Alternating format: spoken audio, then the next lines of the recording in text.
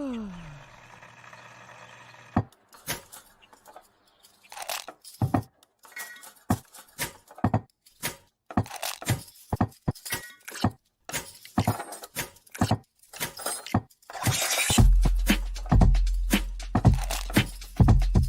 morning. Good morning. Java Delight will uplift you. Stay tuned. The show is about to begin.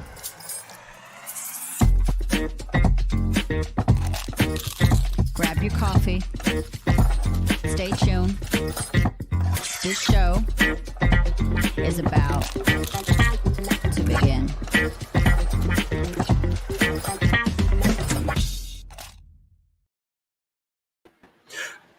Good morrow, ladies and gentlemen. My name is Brandon Croucher, the CEO of Delight Cafe. I am here with the one, the only, the most prettiest girl in all of South Africa, the one that dives off of sharks into dolphins' mouths, out the other end, into a giraffe, and then swims to shore safely. Her name, Miss Ilse. How are you, sweetie? I am bright-eyed and bushy-tailed. It's hump day. Happy hump day, people. It's hump day. I like how you're phrasing that. Like, 3 humps this time. 3 humps this time. Oh, that's funny. How are you? It's raining now. If you hear thunder, well. do you hear the thunder? Thunder, no. Yes. I hear the rain. It's thundering and raining outside. Well deserved because it was so hot again today. So nice summer afternoon. So like rain. you, so hot. Want to touch the hiney? It's super hot. 12 o'clock last night we sat outside and it was 27 degrees. You can't sleep when it's that hot. So we couldn't sleep. We were just sitting outside. We need to figure this out. Because we have to figure out an easier way to do the math on this. Because you say 27. Do not look distraught at me when you're with those looks, Miss. Don't make me tell everybody about our digital hookup this morning. My digital hookup. Oh yeah, Elsa received flowers from a neighbor this morning. Don't show them on air. You can, but it's more fun to make everybody want to know what kind of flowers you got. You know what I'm saying? You can guess. They're sticky, they're smelly, and they're the kind that make you happy or calm. Happy flowers. Happy. Your face got so much bigger that you're like, yes, happy flowers. I mean, that's what you give a girl. You give her that kind of flowers because they don't die because she'll smoke it before it dies. And you know what? That's true. The best type of flower to give a girl is the ones that never die. How's that? Does that look better? That looks perfect. I like your black shirt today. You look very fancy. Oh, Mama Gotti, 10 out of 10 for Mama Gotti. She knows me. Mama! Lady Part Lilies. Lady Port Lilies. Sounds dangerous. Mama Gotti, Renelle, I love it. Mama Mandy Atterbury. So I'm going to start the day with something positive. Mama Gotti sent me a couple screenshots of groups that she sent the podcast to and that she shared it with. And people were making comments like, oh, I thought it was like a coffee lovers podcast. And she explained, no, it's a positive up morning show. Excuse me. It was a positive morning show. It's about uplifting one another. It's fun. It's funny. All these things.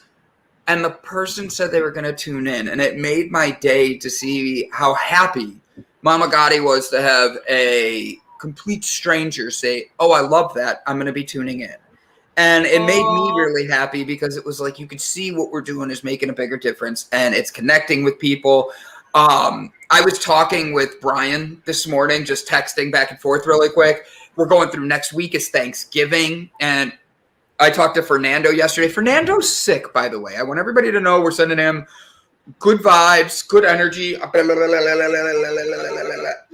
we're putting it on him because like he yesterday, Did you hear that? I did hear that one. Oh, see.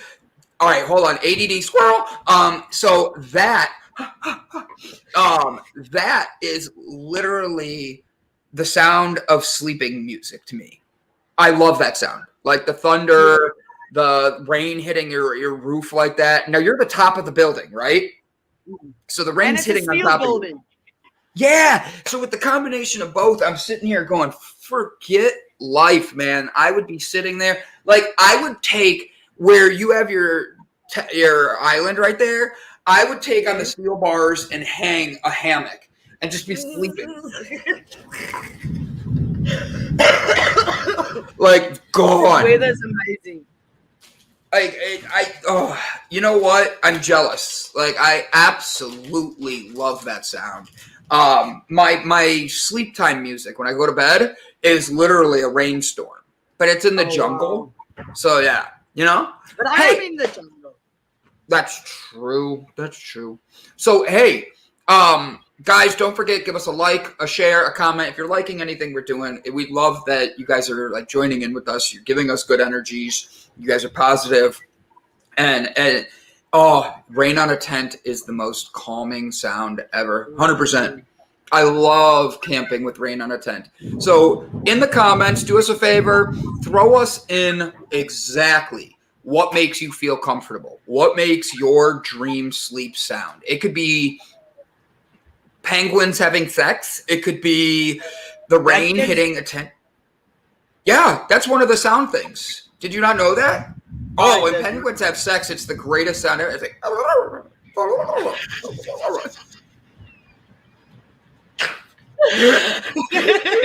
fuck you, penguins. I'm sorry, I lied that whole time and I got it all the way out just because it was funny. But no, I wonder how penguins have sex. They always have to do it penguin style. Well, obviously they're penguins. Can you imagine them doing it human style? Like all of a sudden they're like, "Hey, you want to try human tonight?" I'm so tired of penguin. Like, what do dogs say? Hey, you want to do it our style tonight? Like, you don't do it doggy style with your dog. You know, like how do you pets do this? Like, my sleep sound is my wife and son sleeping soundly next to me. I love it. Alley cats having sex while it's raining on a tin roof over a tent. So he's staying. Sounds like you're getting no sleep. Like, think of what that just said. He has alley cats having sex while he's in a tent under a tin roof. So he's dry as can be, but the cats are having sex in the corner. Like, cats having sex is a whole nother thing. Kevin, it's good to see you, brother. I love you, my man. Mama Gotti, you're amazing. Mandy Atterbury, you're sexy as hell. Keep singing up your voice. I love you. Stuart Lone Wolf, you're 1 in a million. Hello. Big one right here. Mrs. Runella. Krista Wolf, you are. Sorry, I should let you do your haze. I might just clicking on everybody. I'm making sure I don't miss anybody. Devil Dog, you are a devil, you dog, you. So it is Wednesday. It is hump day. Have you found somebody to hump to help you get over the hump of the week? Who are you humping later today? Tell us in the comments what your favorite sound is to fall asleep to, not who you're humping.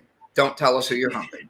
And if you're not humping anybody, don't worry. Go to delightcafe.com, find your calm, to keep yourself balanced and get your delight when you need it most, especially if you're not getting any, because you need help getting through.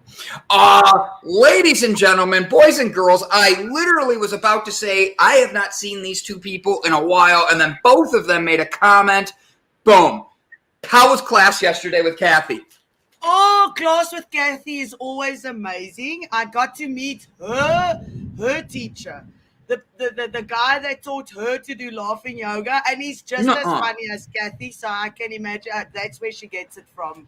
It was an amazing class. Yeah, the guys if we didn't have the show, like literally a half hour after they started, like we have to figure out how to work with Kathy. So on Tuesday shows, she can keep going, but then we just bring her in and have all of us doing it with her. You know what I mean? Yes. Something that just keeps the show flowing one to another. I love that. Next is, you ready for this? I need to catch up with this man. He's losing weight like crazy. He's still one of the sexiest people in all of Cleveland, but doesn't even realize that he is really a bear deep down inside. Ladies and gentlemen, Cooking with Jew. Beyond the Jew Bear. Good morning, delight heads. And then, boom, you ready? There's your recipe. Oh, and breakfast for today is served. Delight heads, today's recipe, everything bagel with smoked lox. Is it lox? Yeah. Cream cheese and butter lettuce. Yeah. What's lox? Salmon. Ooh. Mm-hmm. That sounds amazing.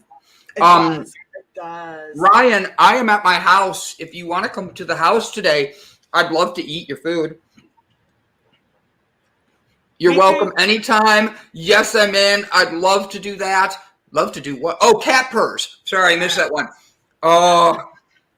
You know, actually, that's true.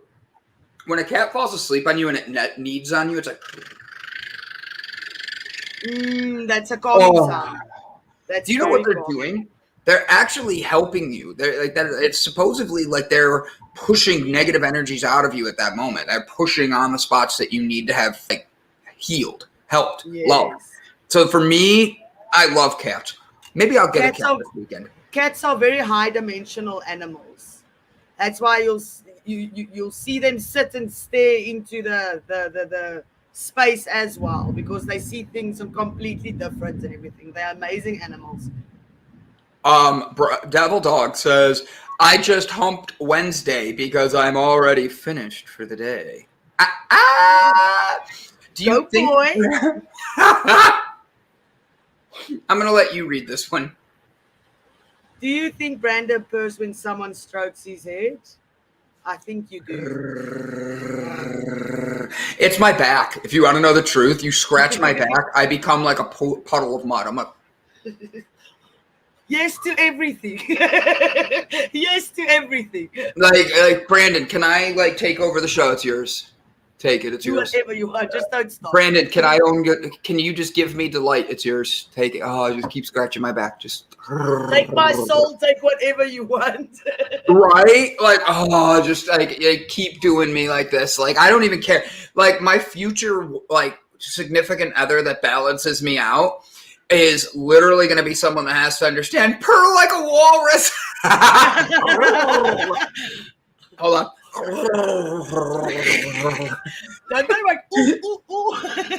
Oh dear, we're off the rails already. I don't know what to tell you. We're gonna just keep going. I need myself some Scottish in me. Just a little bit. Why do Scottish men like to wear kilts? Because it makes it easier to pee. You just lift it up. You squat, you just squat and go. No underwear, just poop and go. Right. If I'm gonna run a marathon, I'm wearing a kilt. Why? Because it makes it easy on me. I just run, squat, and go. It's like I don't even have to pull anything down. I just, as we've established, Brandon has no problem showing off his body. Do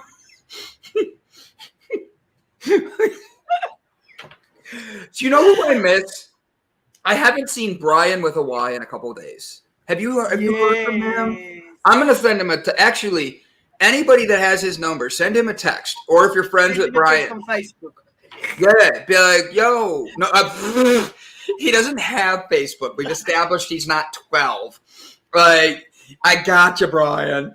Oh, that's funny. But no, he is a good guy, and I haven't heard from him in a while, and I know his depression was kicking in. So I want to make sure we check in on him, show love, appreciation, and let him know the community's there for him. So it is Hump Day! Ladies and gentlemen, if you haven't found your roots into Hump, go to delightcafe.com, find your hemp to help you get through it. Today, I haven't seen Brian with an eye either. He hasn't been around lately. He's been really busy driving his truck all over. What am I drinking? I actually am drinking coffee this morning. But I'd like to give a shout out because I am drinking Core Coffee, the coffee that is not coffee at all. It is literally the coffee that is brought to you by the guys who make it from prunes. So that way you get your caffeine Yeah, that's what I meant. Dates. I took myself on a date and got myself some date coffee. By the way, Ilse, do you see my coffee mug? Remember how we were talking about that? Yes, I see. That's so awesome. It disappears as I drink it, so that way the hot and the cold. Cool. So this is hot. This is cold. This is already gone. Isn't that cool? Oh my god! I'm sorry. Oh my god! I choked. If I die on air, nobody knows where my house is, so I guess I just die. Oh, I've only seen double D's lately. No. Sometimes it's good to only see double D's. You're lucky. Mama Gotti says she likes how you made her Irish. Mate, we're good. Me and Groundskeeper Willie, we just go around and we take care of everything together. We clean up. Right. We explain why you got explain why you gone nutty then, Brendan. I've gone nutty because the truth is, laddie, I just know Ohio. Yeah, I can imagine you calling the police, Mama Gotti. Mama Gotti calls the police, and Mama goes, "Hey, my friend is choking live on air. He's on his YouTube channel." What's the YouTube name? It is Delight's Digital Cafe. All right, what city is he in? I have no fucking idea. The guy, he's dying. Hurry, get him. Get to the man. And it's like, is he in a home? Is he in a city? Is he in the estate? She's a lazy lassie. She is a lassie. Oh, I get it. And go nutty. I lost my mind a long time ago. I lost it many years ago. Yeah, I don't go nutty. I go normal from time to time. I'm always. Oh, I've had sex. Wait, what? I've had sex with change. What? I've had a sex change, Mama G. Wait, Mandy, you're allowed to have these sex changes. We will call you Man from now on, not Mandy. Man. From Mandy to Man in 2.5 seconds. Like, what do you do for fun? I fully support you, Mandy. We 100% want to make you show that we support you, whether you be Man or Mandy. Either way, man it up.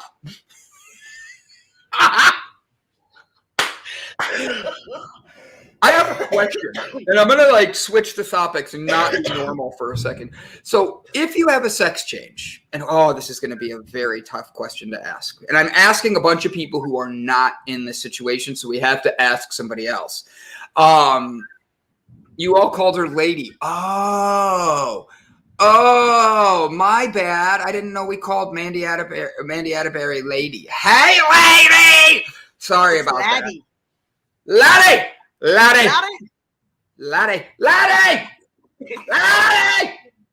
did the laddie go?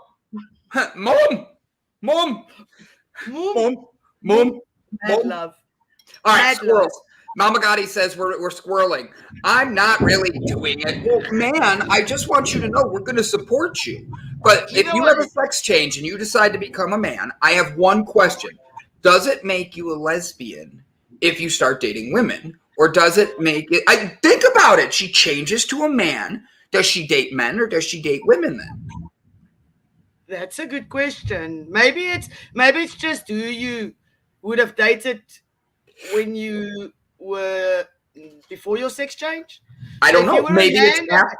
If you were a man and you were interested in women and you turn into a girl and you're still interested in women. Mandy says she's still doing men. I'm doing men. Hallelujah. Name changing Mandy. Pansexual. Thank you, Stuart. I knew there was an answer to this. I think who she dates stays the same. I'm a bit of a Tommy boy. I love it. So, my ADD is really on point today. I love it. But let's go into this for a second. Maybe she dates manly women. Ooh. Man. See, there's so many ways to go on this. Look, I have no care what your sexual preference is. Be you, be happy. That's all I care about, okay? But at the end of the day, I'm just curious about things like that. Like when I interviewed somebody who is going through a transition, one of my first questions I asked him was, because on air he was a man, but by the end of the show he was a woman, and she was a woman, and they were putting the wig on the minute they put certain things on. I was learning because I wanted to be respectful. I had to ask, "Are you going to have a surgery to remove your pepe?" And she took the wig off and goes, he goes, "Let me bring out the guy for me. Hold on a second, bitch," and takes it off and goes, "So yes, I am going to have my penis removed." And it was explaining the surgery and everything, but was explaining it's not like that's the biggest part of it. The biggest part is people understanding and not judging. And I was like, wow, like because it wasn't a joke. I was making it like I really wanted to learn. So for me, it's these fascinating things. And then I think of women. Like, let's say Mandy, I know you're not getting a sex change, but let's say Mandy wants to become a man, okay? She goes from Mandy to man. If she does that, what type of surgery gets you a pepe? Like, how do we get Mandy a penis? Because a man, it just gets cut off. A woman cannot get a new one just, and then it's not the same. Is it going to get, when you get aroused, does it go, a rubber fake pepe does not get hard, but it's always going to be strong. I just don't know. And these are questions that run through my head late at night. Like if Mandy was to become a man. Yeah, and I don't think when you ask those people from a curious point of view, I don't think they will never, ever explain to you, because I think they understand that people don't always understand. So when you ask, you actually give them an opportunity to explain to you. And I think a lot of people appreciate that more rather than to just be ignorant and make shitty comments. I agree. I agree 100%. I'll find out for you, Brandon. Mandy Atterbury says, thank you. I want you to go, every woman, when you go to the doctor, I want you to ask your doctor, if you were to become a transition into a man, how do you get a penis? That's all I want to know. Men, if you go to the doctor, I want you to ask your doctor if it's wrong for you to. I have no answers on this. Parallel surgeries, they take away, from you and they give you Mandy. I love it. They have technology for that. It's a pump. Press the button and it does what it's supposed to do. There are all kinds of options these days. Each person wants different things. Okay, so I just found out about this. Did you know that there is actually called dragqueenboobs.com is an actual website? Really? It's where drag queens can buy their boobs, so they have magical looking boobs, like for real. They turn the lady. Is it like surgically implanted boobs, or do you mean like something that they just put over that looks like boobs when they wear their clothes?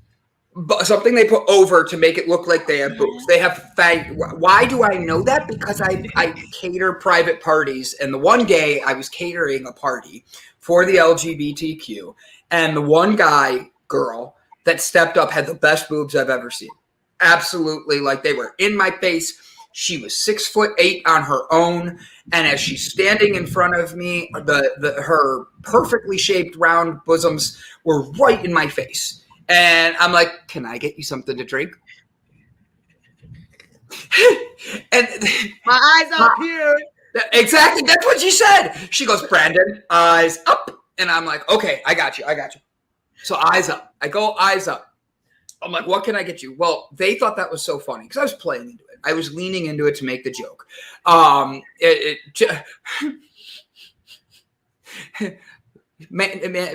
Gotti wants to know if I've ordered myself some. No, they're a little expensive. $150 for fake boobs is just not in my price range for something I'm probably only going to wear for a joke. But then again, I might just wear them around just to walk by, like go places where married people would be and walk by the husbands. Stare at you. And I'll be like, if the guy my beard is up here. My beard is up here. Look me in the eye. Look me in the eye. The eyeball. They're not looking at you. Too funny. All right, so tell us in the comments exactly who you're humping today, or whether it's real or fake. You could say you're humping Mario Andretti, the famous race car driver. I don't care. Who do you want to hump to get you through the day? Ilse says Ryan Gosling. As one of them, yes. We've got about 5 Wednesdays left in this year. We can start with Ryan Gosling. It would make my onesies pop. $150 is cheap for something you'd play with every day. Thanks, Stuart. I appreciate that. This show was off the rails before it even started today. Who would like me to dress up as a man? As long as I can call you man, like that would make me like, I don't want you to change your name. Right. Like imagine that. Mandy has her hair tied up. She's got it in like the man bun going on the top. I've never been able to do that. You can probably imagine. Maybe next year. It's still growing. Yes. I think I need a longer than that. Stuart is on a roll today. He really is, Mandy. You are 100% correct. He is on a roll today. But like Mandy puts her man bun up, okay? But when she lets it down, she's Mandy. When the man bun's up, she's man. Man. I am man. I am man. Hear me, Mandy. At least she's not groundskeeper Willie, you know? So, who are you looking to hump today? Yes, we are a bit out there today, but I've laughed pretty good, and I love to laugh. I'm all in. Guys, who is your celebrity humper? Who do you want to hump? Who do you want to get through the day? Yeah, that's a tough one. I don't care if it's a guy, a girl, a pet. If it's a pet, do me a favor. Understand I might be passing you along to the authorities afterwards. But do yourself a favor and let me know exactly who you're looking to hump today. Like, we're going to tweet them, all right? Like, we're going to tweet them at the end of the show that, hey, Ilse says, Ryan Gosling, I need you to get me over the hump of the day. Winky face, okay? Yeah. For me, my celebrity crush of the day that I would want to help get me through my humping. Make it a good one. I know. Go ahead. I named yours. You named mine. The other Ryan. I got Ryan, you. I know you. Ryan Reynolds? I would coddle the shit out of Ryan Reynolds. I would be like, get over here, big boy. Arr! Like just, come here, handsome. And he'd be like, are you serious? Yeah, I'm dead serious. Like, I think get it would be over a here. blast to hang around with that guy. He is so funny. Him and I think would just create trouble. Like, I was watching his TikTok the other day, like just minor stalking. Okay. And I'm watching Ryan Reynolds' TikTok, and him and Hugh Jackman have a huge beef with one another. Okay. And I'm like watching it, and he goes, Ryan has this smirk on his face, like just like, and he's taking the camera and he's scrolling down, and he writes on like his crotch. He goes, yep, that's my crotch. And then keeps going down, and he gets to his socks, and he has Hugh Jackman's face on his socks. And he goes, this way I could step on you everywhere I go. And I'm like, oh, that was funny. That was wonderful. I laughed so hard. Loved it. Absolutely loved it. Oh, here we go. Jennifer Aniston, Devil Dog, wants some double Ds with Jennifer Aniston. Dwayne Johnson wants to. Renelle says Dwayne Johnson. Yeah, but he's so big.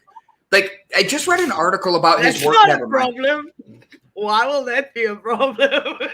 It's that big. That's what she said. Charlize Theron. I like that one. Mama Gotti says. I'm not a big fan. I'm not a big fan of Charlize Theron. Mama Gotti is people that want to help. And it's and for the record, it's not Charlize Theron. It's Charlize Theron. That's a South African name. That's how you pronounce it. So you guys have been pronouncing. I'm going to try this. Name Say it again. Charlie Theron. Theron. T-R-O-N. Theron. Charlize Theron. Yes. Mama Gotti says she's having a threesome with the laughy face emojis.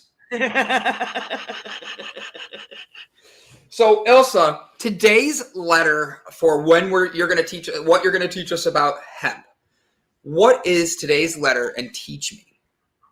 Today's letter is T for timeout, time for a change.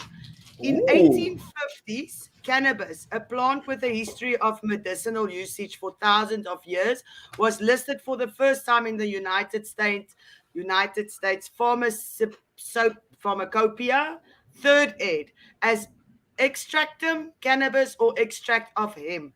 The listing continued until 1942, 5 years after the passage of the Marijuana Tax Act of 1937.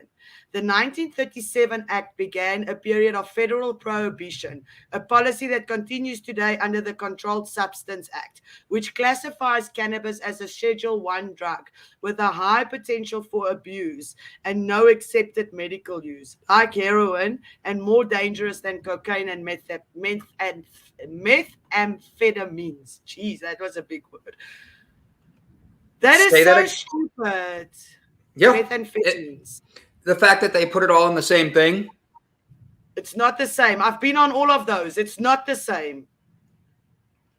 And topic change. Like, I haven't done heroin, but I've done cocaine and I've done methamphetamine. Why am I struggling with that today? And I smoke cannabis, and it's not the same. It's not the same. Ilse, I'm laughing my ass off. Why? Because you and I are just in a zone today. She thinks you're the funny one, and I'm not. And I'm really appreciative of this, so I'm just going to do this. Hi, my name is Ilse, and I have a drug problem. Okay, that went the opposite way. Now I'm going to just come back in here. I'm sending Brian with a Y a text message. Hey, brother, I haven't seen you in a while. Just want to say I love you. Wanted to say love you. Because I worry about people when I don't see them. And I know that this week, if anybody is friends with Bob on Facebook, do me a favor, send him a message and let him know you're thinking of him. Because truth be told, Bob's going through a lot this week. And I know he's hurting. But shout out to Bob. 100% shout out to Bob. Bob is really, really going through a lot this week. And to give him that love and appreciation, I know he'd appreciate that. So if you get a chance, remember, send Bob some love. So, Ilse, going back, T is for time for a change. Now, we say this because the history of this plant has got a lot to do with this. They put it in the same categories as methamphetamines, which are very addictive. They put it in the same category as heroin, which is extremely addictive. They put it in the same category as fentanyl, which is one of the most addicting drugs of all. Now, can you overdo it with marijuana, cannabis? Yes. You can overdo it with anything in life. With anything. Right. But here's the thing. With cannabis, there's different levels. If you don't, when you go drink, Ilse, let's use drinking, because you and I are older. We've drank. We've partaked in things. If you drink rum or you drink tequila, it's two different drugs, right? If you drink champagne or you drink bourbon, two different drugs. If you drink anything, liquor is quicker. Wait, beer before liquor, except after something. There's a saying for that. I forget what it is off the top of my head. But my thing is, it doesn't matter what you're drinking. We all know that certain alcoholic beverages can actually get you into a different mindset. Tequila makes your clothes come off. Bourbon is one that makes everybody, I saw that smile. Bourbon is one of the ones that a lot of people like as just a smooth drink end of the day to relax. And my thing is I sit here and I look at these things. I try to explain this cannabis plant to people. And the best way I can is as a flower. Boom. Thank you guys. I appreciate it. Don't forget to click on the Discord link right there. Join our Discord family. We have conversations in there. We're going to be doing movie night over the weekend. We're choosing the movie very soon.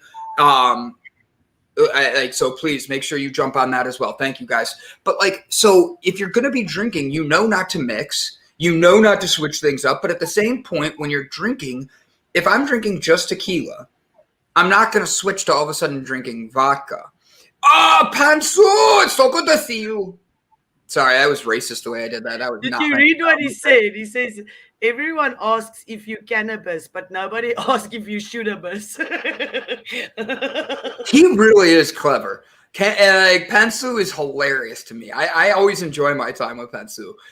Nicotine is more addicting than cannabis, but no government objects to money that it generates. But then at the same point, Stuart, you are 100% correct. Before I go into this, at the same point, while yes, that is true, that the fact that let's use the United States. The United States is on a opiate epidemic right now. And isn't it funny? The epidemic got huge and people got put on pain pills because the pharmaceutical industry was able to put money into it. The pharmaceutical industry was able to put money into getting if you prescribe somebody an opiate and they came back for a refill, the doctor's got a bonus. Like, that's the stuff that we don't talk about and that doesn't hit the news as well. How about the fact that this became such an addictive thing, and then we're at a war with the number one country in the world that produces poppy seeds, opiate seeds.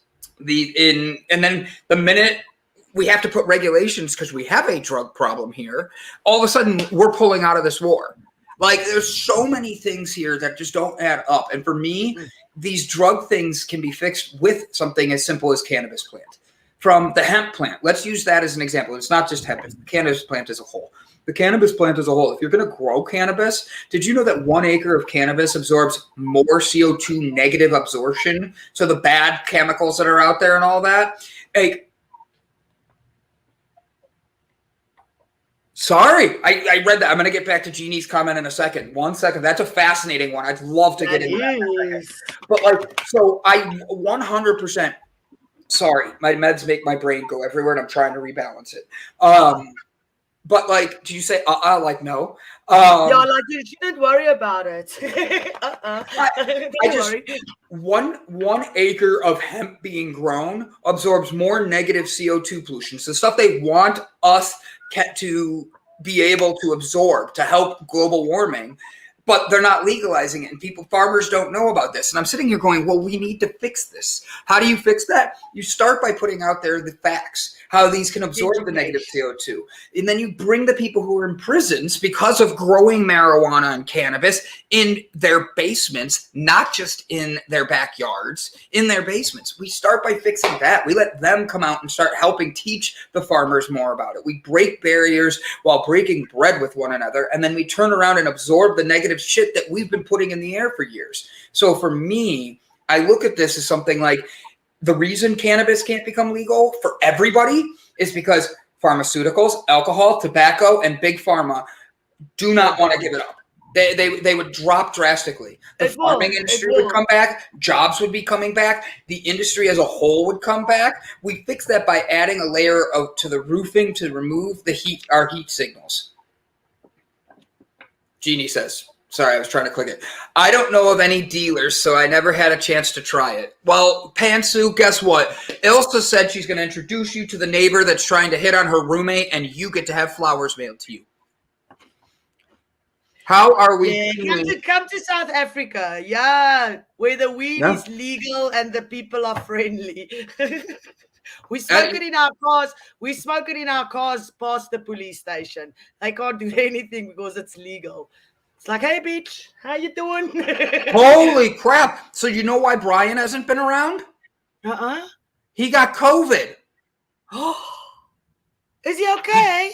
He literally just messaged me, guys. Brian with a Y has COVID. He's exhausted. He is just tired as can be. I want to put that out there for everybody. I don't know if he wants me putting his business out there, so I'm going to leave that where he said it there. But, he's really hurting. So if you guys get a chance, send Brian a message if you can. If not, just send good vibes. I want everybody to put love and appreciation on him for that. Panasu says, can we just make it legal already so I can actually try it? All right, so this is one that I will you love me if I'm late, covered in dog poop, and contemplating adding Kahlua to my hot chocolate? No. You wouldn't want it any other way. It's literally the hump day. And Jeannie, I want you to know how much we love you. Please. I don't know why you're covered in dog poop. I'd like to start by asking that. Did a dog shit in your slippers? Because I know that feeling. It sucks. Okay, let's just start there. Second is, do you? And if you need just a little bit of Kahlua in your hot chocolate this morning, I understand. I'd rather you put a pack of Delight and be able to help yourself rebalance out. But sometimes we need something a little stronger. And then the last thing she said that I want to make sure I pointed out is, are you aware that female rape victims score higher on the opioid addiction tool than male victims do not. That's fascinating. I did not know that, but I can understand why, because something like the act of rape or sexual abuse is one of the things that breaks a soul and breaks a person beyond recognition. It's something that is not, it's not something that you cope with very easily. And I understand why people like that, or people that has happened to, use drugs, because it's a lot to deal with when you have been violated like that. Not sure if I would like drinking hot chocolate while covered in dog poop. And then she explained what happened, and I'm not laughing. I'm completely putting love on you on this, but I am laughing because if this happened to me, I'd be cracking up because it would piss me off. He shit in my car, then walked on me while I was in dress clothes. Females get 1 point. Male victims get 0. I don't know how to. I don't understand. I want to make sure you see what I'm saying. So I want to make sure I understand this, Jeannie. Why do male victims get scored 0? And see, here's the thing. I don't know the answers on that one, and I want to make sure we have a very honest conversation about that, because rape is a very serious thing, and women are the ones. Come to the UK, the police can pull you over and test you for cannabis use in 8 minutes. Test positive, you get arrested. No, don't find things, Stuart. I'll stay here. Yeah, I'm going to avoid the UK. And like, Mandy, I thank you for being raw and honest with us here. I want you to know I'm really sorry. Like, that sucks. It really does, because that rips you apart inside. And I know a lot of women. I do. Women and I just connect. I don't know why. It's my feminine side. It just attracts people. And I get along with women a lot better. But the thing is,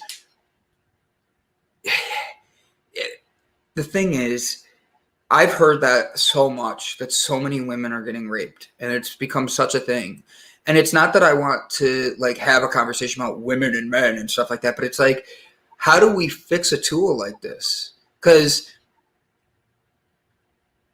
send that to me on Facebook, Jeannie, because of the fact that I can't click on it while on this site, while on StreamYards. But like, men and women need to get on the same page on this, because here's the thing. When you add things in such as opiates, because the opioid tool has a male and female column, a male column and a male and female column, and male columns say add 0 if they have been raped. And that's what doesn't make sense. That makes 0 sense. And here's the site that she gave for everybody for this. But here's the thing. I look at this and I say, I'm not someone, and that's true. You are safe. And I'm glad that Mama Gotti said that women tend to gravitate towards safe, because you can feel when someone is safe to speak to and be around, that you don't have to worry, because that's one thing that women do, especially women that's been violated sexually. And we get scared of men, and not scared in a way where you go, oh, that's a man, but you feel the energy and you immediately see if you're in a situation, can I get out? How can I be, am I going to be cornered? What is safe spaces? Like, for instance, my daughter, and in South Africa, rape is a very big thing. So if we Uber or Bolt or anywhere, we literally talk to each other on the phone because of the things that's happening in South Africa, so that to protect yourself and just give you that edge of safety. Not that it can make such a huge difference, but to give you that edge of safety, because women tend to then get a fear of men. And hanging around men when that happens. Yeah, 100%. And I think that's something that I'm going to say this, because like Mama Gotti, I really love the compliment there. Like, you seem cuddly and kind, and I appreciate those comments. But I'm safe. And my thing is, I think there's a lot of people that realize they can men or individuals, because I don't want to put it as just men, because there's other sides of it that go along. So I'm trying to make sure I be cautious with my words. But I think that there's the issue of even more on this is if somebody can be nice and make you feel comfortable like that, how do you create a boundary that's safe? And I mean that because I'm asking for women. Like I ran a bar that we had in the women's bathroom a sign, a certain drink to order if they felt that they were uncomfortable with a man. And that was something for us to know. We need to call an Uber. We need to get them out of that situation. And I was the manager that wanted that fixed because I did not want a female to be uncomfortable. But how many men are like, oh, that guy's an asshole. And then they get home and they're the one doing the thing wrong. Because men know these things. And I like, guys, please know that I'm talking to all of us. This is not me men bashing. This is not me saying men are bad. It's saying, as a man, how do we provide an answer? Yes. Like I have two sisters, and one of them were raped, and I had to be told not to go do anything about it. Do you know how mad I was? Two daughters. I have friends that have kids, and the minute I hear something happens to one of their kids, I don't give a shit if it's a male or female. If a little boy gets touched by somebody, I want to go kick somebody's ass, and I want to hurt them because they're destroying somebody's life, and that's hard. Now, a guy doing it to a female as an adult, it's even worse in my eyes. It's not. It's the same, but it's still freaking bad. Yes. Because the truth is there's so much pain in this world already. Why do we have to have extra pain? Why do we have to have this extra layer of bullshit in our lives? And if men are going to fake that, there should be a thing like a phone number you can hit that women can have sitting there. And the minute they yell, no, I said no, it switches. Like it calls the police or something. I don't know. And I think that bars having drinks, like, you didn't go dark. Everybody's jumping in on this, and I want the men to be able to know I love you guys. The way we fix this is men and women have to talk. We have to be on the same page. It is I think a lot of men don't realize how bad women have it out there. Karma's a bitch. Read that. Sorry. Oh, wow. That's the universe showing you. I love that. I think it's funny because it came right after this comment. Jeannie wrote, I want to run them over with my car. And then Krista goes, mine walked out of court. He ended up paralyzed from the waist down within 48 hours. Awesome. Jeannie's got an alibi. She was with me. That's my line. I'm sticking to it. Got you, Jeannie. But like, how do you create those boundaries? Like, look, girls, women, I'm being honest. I love you all. And that's why I'm saying this. We fix it by closing the door on the jail cell and let the rapists and child abusers die there. Personally, I think they should have their own fucking prisons. I really do. If you are a child abuser, if you are a molester, if you are a pedophile, you should be in a whole separate prison. Like the state of Ohio passed a law that they had to change because it was pretty funny. It didn't even go a year. But if you're an alcoholic and you've been pulled over for drunk driving, you get this bright yellow license plate, okay? But if you're a pedophile, you get a bright green license plate. The thing is, we're all used to seeing the yellow license plates. We call them party plates. But when you see a bright green one, it triggers something inside people and they get mad. You could have been somebody that was drunk and peed on a school and got the cops coming over, and you still have to have that green license plate. Could you imagine how much damage people were doing to people's like cars and all these different things just by seeing that? They didn't even know what it was. I mean, we really went into a dark topic today, but the thing is, if we're not willing to talk about dark things, we're never going to grow. Like, we can't just sweep everything in our lives under the rugs. We can't just keep hiding things. So I hope you all know, if I'm offending any of you, do yourself a favor, look in the mirror and ask, if that happens to somebody you love very dearly, are you going to handle it? How would you handle it? If my sisters dealt with this, like they did, the one did, how did I handle it? I was told to sit my happy ass down.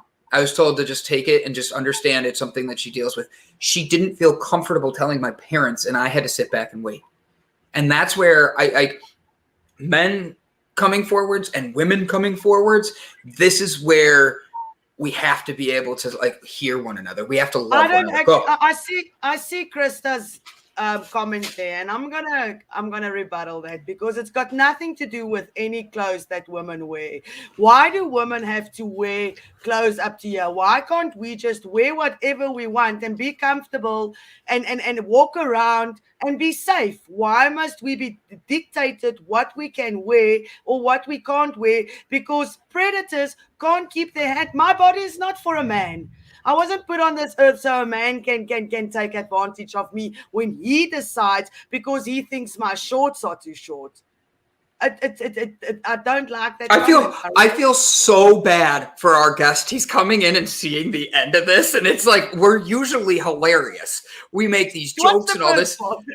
I know. I'm sitting here going, oh wow. Like, this is one where I'm like, he's coming in and hearing all this serious talk and us getting into like rape and all this. And he's like, I feel, Justin, please know, brother, we are not normally like this. Today's just gotten off the rails, and we're having like the guests and us, or the commenters and us are having sorry, Krista. Sorry, I didn't read the top one. Sorry, there's a massive stereotyping that needs to be stopped. So I agree with her there. I agree with her totally. Yes. Thank you for putting that out and rereading it. Now, here's the thing. I agree, but I also think it needs to come back on families. I mean this in a way that's completely like, I have a very, very close personal friend right now whose daughter is in high school. And she can't wear spaghetti top tank tops, and she gets detentions for wearing them because it's distracting to the boys. I'm sorry. I'm going to be very blunt with this. As a 14-year-old boy, I understand I couldn't control myself with things. Like, I'd be staring at the boobs and all that because I'm young. But that's where you teach them maturity. You teach them respect. You teach them to grow up. Why should a 14-year-old female feel inappropriate in her body and get a detention because a boy couldn't control himself from staring at her? And I say that because, as a man. I say that honestly as a man. Go ahead, Ilse. And by the way, I want to make sure I make one point. Men who are gifted, we get groped all the time. All right? I'm walking in a bar. This is why I hate bars. And people think it's okay to just grab my ass, twist my nipple. I had a dream yesterday that some random guy walked up and twisted my nipple. Why? Because he wanted to see my nipple ring. For real. I woke up in the middle of the night going, what the hell? Like, how did this happen? Like, how did this happen? Right? I'm like, inappropriate, sir. I don't even know your name. But that's like, sorry. No, go. No, go. The thing is, what you said, it happens to men and women. It doesn't just happen to women. It happens to all people. All people. And the only way that's gonna stop if a predator, if the predators get sorted out, because it's always just somebody that thinks they can just take advantage of you and take whatever they want from you. And boom, Krista, I'm gonna hit this up with you right now. You guys, don't apologize. Just understand we're hearing one another out. I will not take anything personally. You can make fun of me. If you offend me, I'm going to call you out. And you just apologize. If you hurt somebody's feelings, right. If you hurt somebody's feelings, do yourself a favor and realize that you have different opinions. You're not trying to be that. Boys walk around topless. I had this conversation with my dad recently because he's going to the Dominican Republic for Christmas. And he made a joke about the young girls walking around without their tops on. And I'm like, that's normal in their culture. Yeah, but that's not, like, I don't want to say it. Well, you're not living in their culture.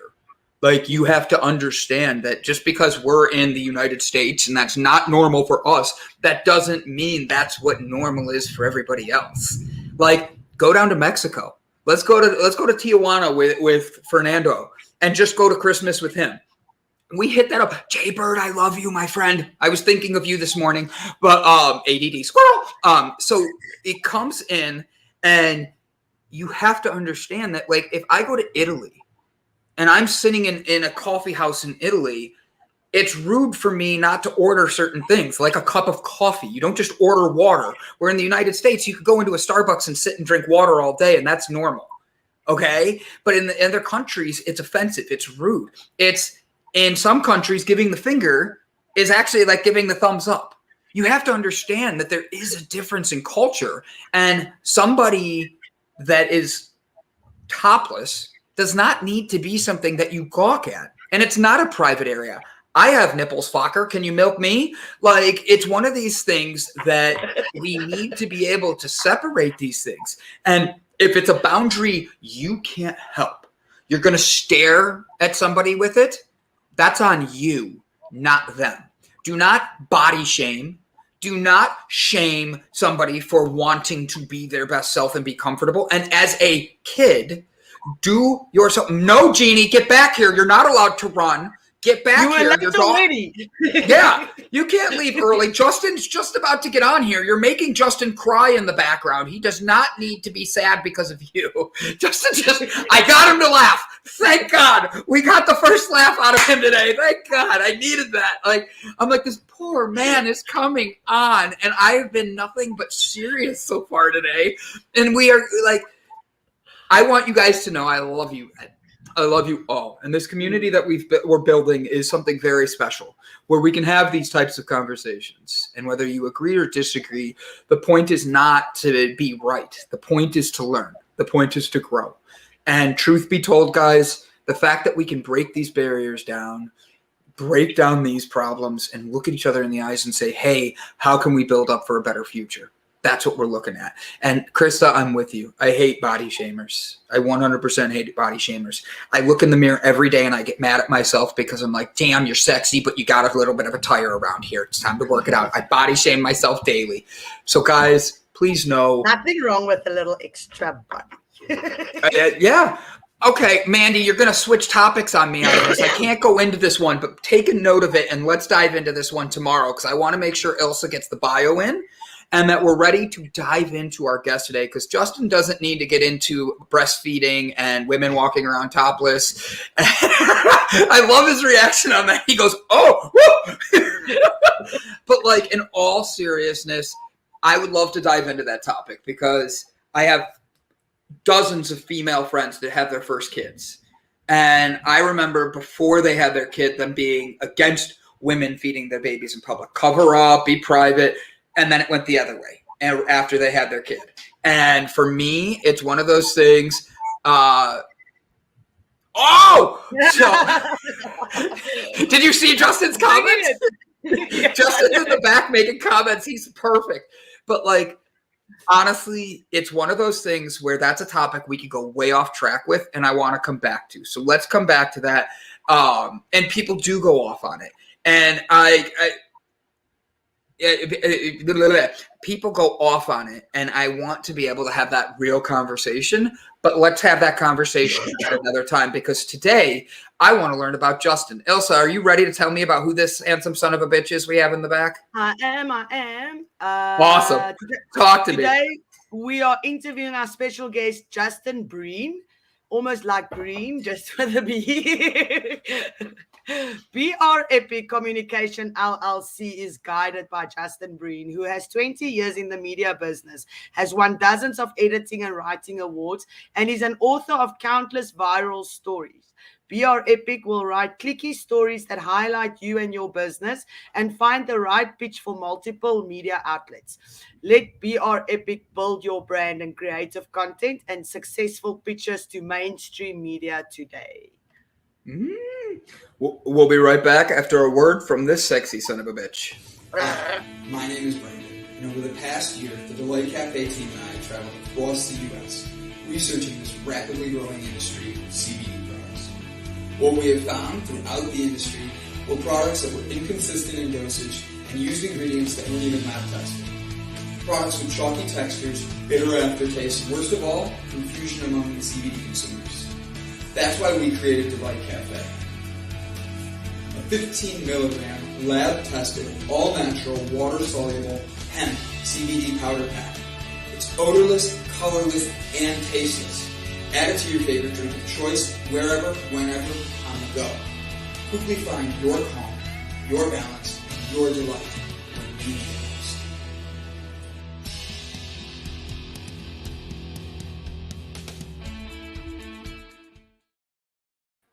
And we're back. Son of a bitch. I thought I had Justin right here. There we go. You get the big screen, my friend.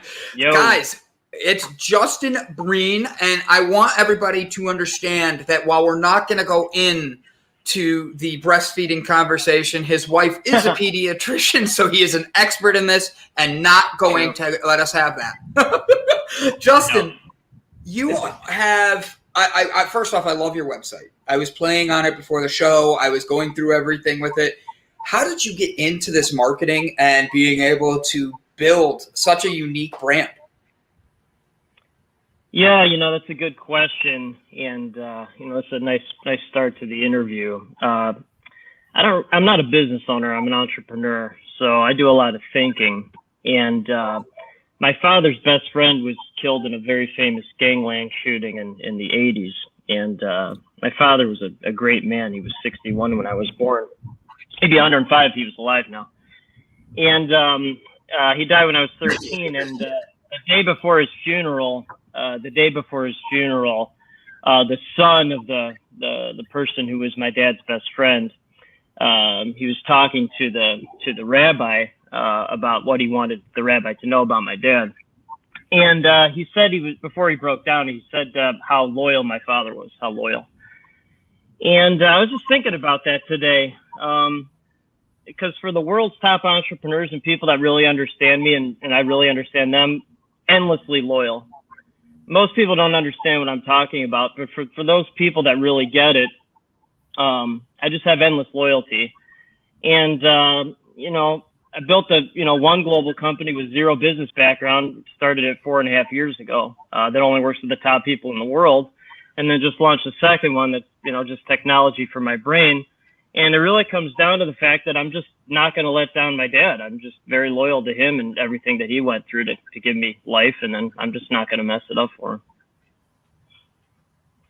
That is I'm with Panda here. We went from I'm an entrepreneur to anyway, my dad was shot. So you need to go back to that story. Can you, if you're willing to, don't you want to tell us about that, please? Yeah, I mean, I was born to be this person. So my father was 61 when I was born. My mom was 27, so 34-year difference. My father came from nothing, was a World War II hero, shot down 8 times in combat, many times without a parachute. You get back in the plane. And he always said the cream rises to the top. So, from age 5 to 13, I got every day cream rises to the top. So I only partner with the cream that rises to the top, or the people that will that will do whatever it takes. Because at the highest level, there's no excuses, no complaints, only investment. No, I don't understand people that make excuses or people that complain about things. I just don't. No complaints. And so, in the early 80s, because you asked, and I don't usually tell this, but I will. I mean, I'm not going to mention my dad's best friend's name, but it was a very famous shooting. And that character's been in movies like Casino and The Irishman. That character, that person, and so when my dad's friend was shot, it's one of my first memories. He came to the elementary school where my younger brothers and I went, and he told my mom, they're coming to get me next. And so he hid us, or he tried to hide us, and one of our other friends. And obviously nothing happened with my dad. He was like the clean guy. He ran the company. He was the clean guy in the organization. And, I think when you have a father like that, my father was endless wisdom, and he had been through so much in his life. And, it was just a unique experience. And then, my mom was 27. So when my dad was in his late 50s, a drunk driver went across the median on a highway and hit him straight on. Drunk driver killed instantly. My dad broke every bone in his body, but survived, because you don't make excuses. You don't complain. You figure it out. And then my mom was his nurse.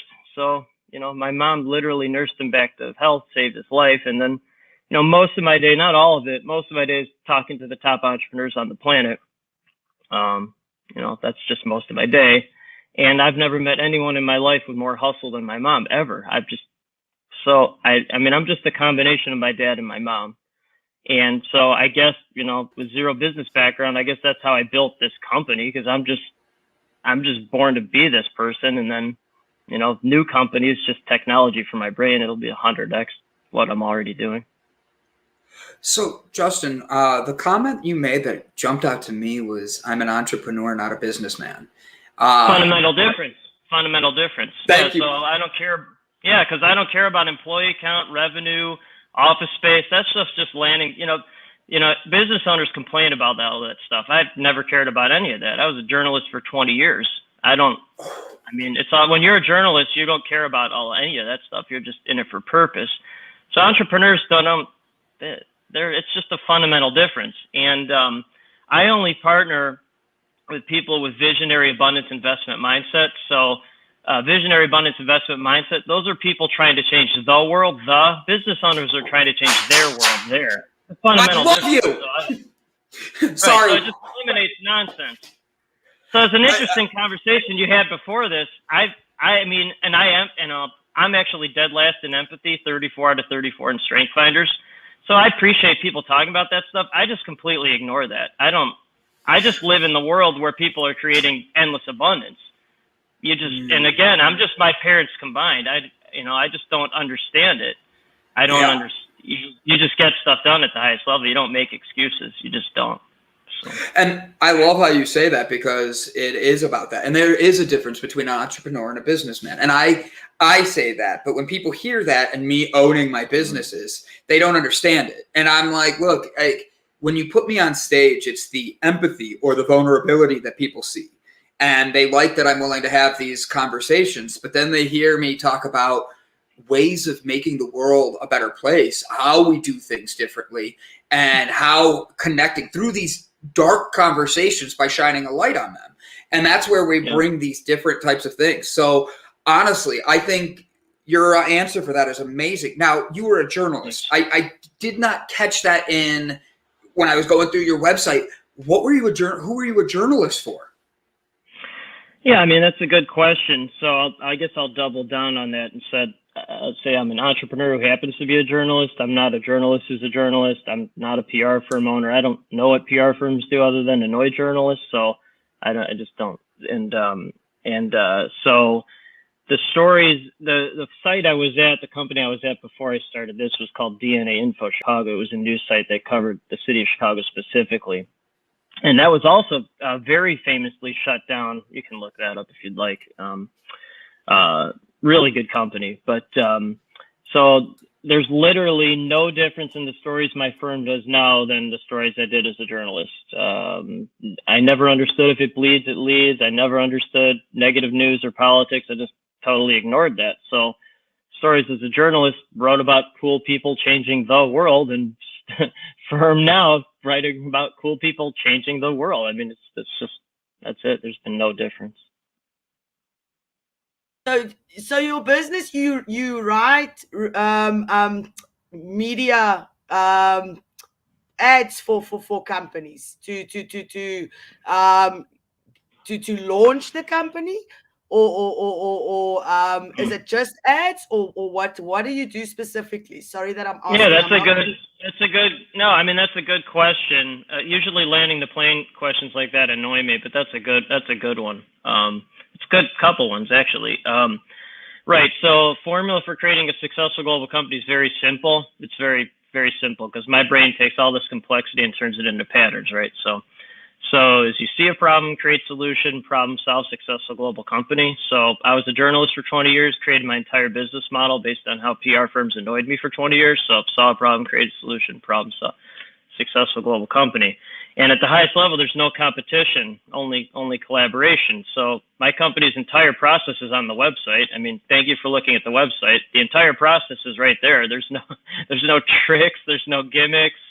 It's like, here's what company does. I was just annoyed by useless press releases. You get hundreds of those a day, every single day, from people you don't know. That's a problem. So my firm creates actual stories similar to what I did as a journalist. It becomes a link on the client's website under news or blog. So looks like a story you see in the Chicago, Tribune or whatever that is. That doesn't matter. And then send it to media all over the world. Media's interested, put them in touch with the client. So clients around the world, all verticals except politics, all company sizes. I just only partner with visionaries who live in abundance and look at things as investments, not costs. And you talk about the launch of companies. Again, my brain simplifies into patterns. That's just how it works. So media only needs two things for a story. One is a good story, which everyone has, what you've overcome in life, what inspires you, why you started this. That's easy.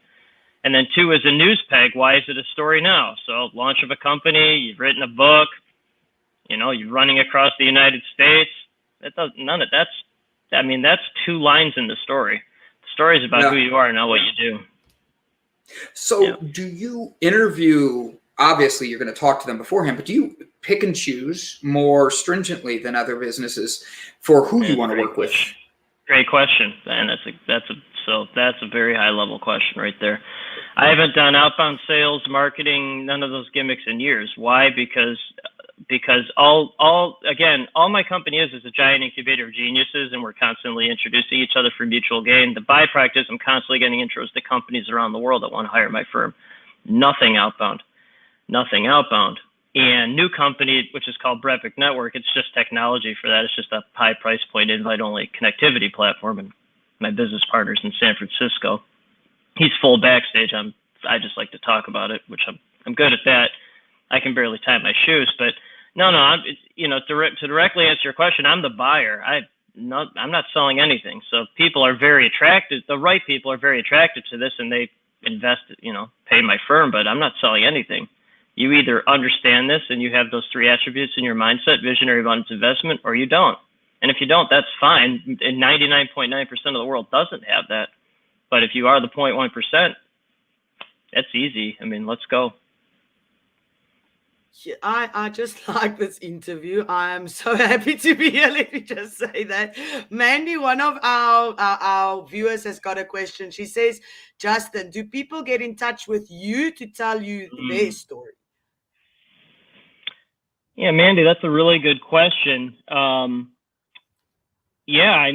So basically most of my day is talking to the world's top entrepreneurs and then connect, intro. And so I'm constantly getting intros. Hey, this person has an amazing story.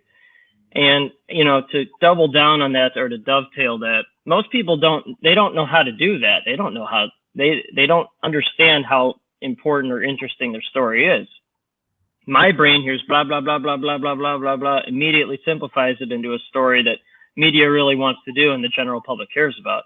And then it's intro, connect. And it's endlessly fun. It's endlessly fun because when you partner with these type of visionaries who live in abundance and look at things as investments and not cost, and those people change the world, then that's how you change the world. I can't help 99.9%, but I can help the 0.1%, and then they hire and employ everyone else. They create the technologies that employs everyone else. So that's how I help the world with my brain. Have you Have you ever refused to work with somebody? Yeah, so that's a fair question, but yeah, all the time. What's really interesting is my firm. There's a mindset survey on my firm. I'll just say it. It's BrEpicLLC.com, but there's a little button there. And it's interesting because people just disqualify themselves taking that survey. Or they qualify themselves. But yeah, I don't care about revenue, office space. I only ask myself two questions every day, only two, because it simplifies everything and I turn things into patterns. So one is, do I have at least one good experience with my family that day? And two is, has my network grown on a global level? And so since starting my first company 4.5 years ago, the answer has been yes every single day to both of those, and all this other stuff takes care of itself. So, I have amazing, wonderful wife and two awesome sons, and I spend a lot of time with them, and then I'm constantly building network on a global level. So if you're not right fit for that network, of course I'm going to say no because I'm just the buyer. Yeah. So that actually kind of answers one of my questions I had written down is, do you have any specific tricks, questions, traits that you look for that help you're speaking with a visionary? Yeah, that's a great, man. So these are really good questions. And so again, all my brain does is turn things into patterns. I don't know how that works. It's just what it does. So there's two things. if someone asks, what do you cost or charge? I'll never talk to that person again, ever, because they're just living in, those are business owners, not entrepreneurs. So they're living in transactional costs. Yeah, right. Okay. So that's an automatic disqualifier, because those people are toxic, and then they hang out with other toxic people. They don't, you're toxic, you hang out with toxic. I just hang out with abundance. Okay. So that's one. And then two, this is a little more like personal, and because again, most of my day is talking to the top people in the world. And so I can tell right away, because my brain has seen enough, and I understand the patterns. So if I talk to someone and I realize, and I'll know right away, if they're going to take away time from me and my family, I'll never talk to that person again, because I'm not wasting my time with my family to talk to someone who's going to waste my time. I'm just not going to do that. So people are like, oh man, it must be liberating to live your life like that. I'm like, well, yeah, it is. I'm spending time with my family, building network on a global level, and just staying in my unique ability zone of genius all the time.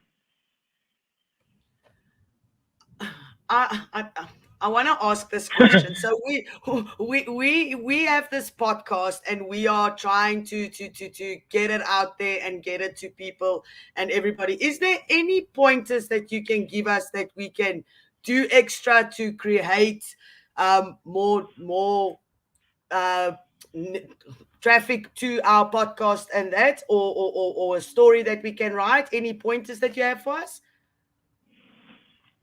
Well, I mean, I appreciate that question. I mean, that's literally how I created a global company with zero business background. Companies hire my firm to, that's why they hire my firm. So, because people at the highest level, like I can literally, I can tie my shoes, but I mean, it's not easy for me. So if I'm not exceptionally good at something, or I don't like doing it, I just hire someone or outsource it, the best person in the world to do it. So any entrepreneur at the highest level would never do anything that they're not good at or like to do themselves. They just wouldn't. They would hire the best person or outsource the best person. And I'll give you a perfect example with my new company. I guess I would be an integrating visionary. So I'm visionary who can do some stuff. My business partner, I've met him one time we had a big launch party in Chicago. I was very thankful for that. But we met virtually on Zoom. He's in San Francisco. He's full backstage. He's a visionary integrator, and he has the whole team building the platform and all the tech stuff. I mean, if I even tried to do that, it would be, I'd probably electrocute myself. It's kind of a joke, but not. But so, and then I just stay out of that. I don't get involved in anything that I wouldn't be good at and don't like to do. And, the beauty of that is this magazine, quote unquote magazine, right? So they have about 2,000 subscribers, and I don't care about revenue at all, but the average revenue per subscriber is about 50 million US. And so they just interviewed me for a huge story about this new company. And then they sent me the draft. It's coming out in a couple months, and it's really good. It's really good, but I didn't reach out to them. They reached out to me, because I just stay in I'm just being who I am, and I know who I am and know who I'm not. So, because I'm not doing everything myself, I just find the best people to do it. So that, I guess that's the way I answer your question, is just find the best person to do it for you. That's not, Have you always had that mindset, Justin? I picture you in high school being the guy that's like, look, I'm not good at math. I'm going to hand this over to you to do. I'll do your English paper or something. Okay, so here is where, I think for most entrepreneurs, that would be a legitimate question. For me, it's not. One, because I got a 35 on my ACT in math.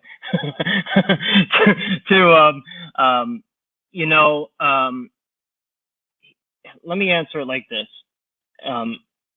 So genius IQ is 140 and above, 140. And I asked my mom the other day, because I was listening to a podcast about IQ. I'm like, I took my IQ. Can you tell me what mine is? And I'm 139. I'm 139. So I'm actually glad I'm not 140 and above, because the 140 and above people, they have a real hard time. They have a real hard time communicating to humans. So I'm kind of like a bridge.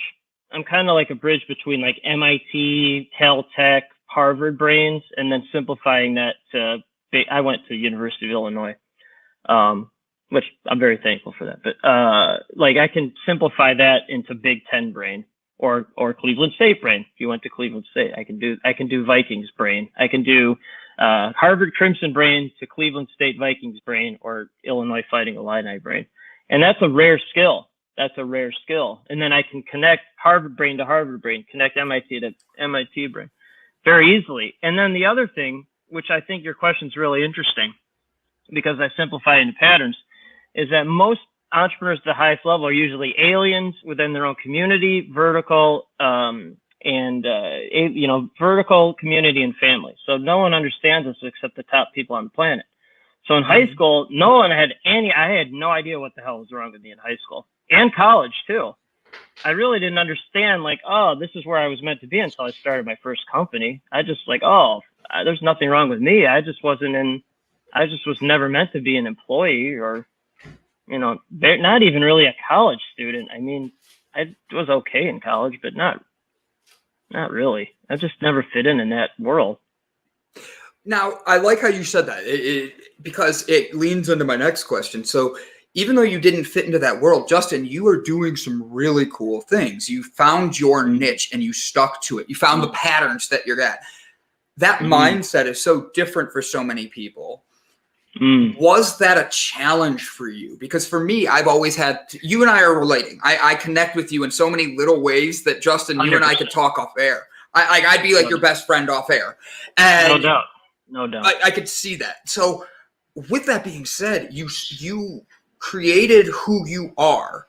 How hard was it for you to make sure that you kept on the foundation of Justin and didn't let the world influence you? Man, your questions are really good, man. I mean, you're a high level thinker. You are an entrepreneur. You're very high level. Thank you. Yeah.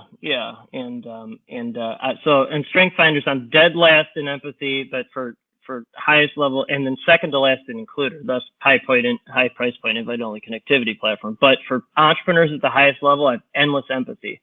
Endless, because I understand what it takes without exception to get to this level. I haven't met one entrepreneur at the highest level, not one.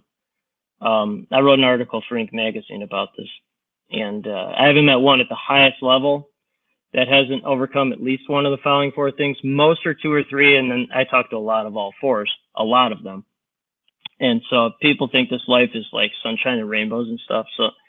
So, right. But, so here are the four things: bankruptcy or potential bankruptcy, 2, depression, 3, the highest level of anxiety you can imagine, and 4, likely and or possible traumatic experiences as a child or young adult. So, yeah, right. So every time I say this, like check.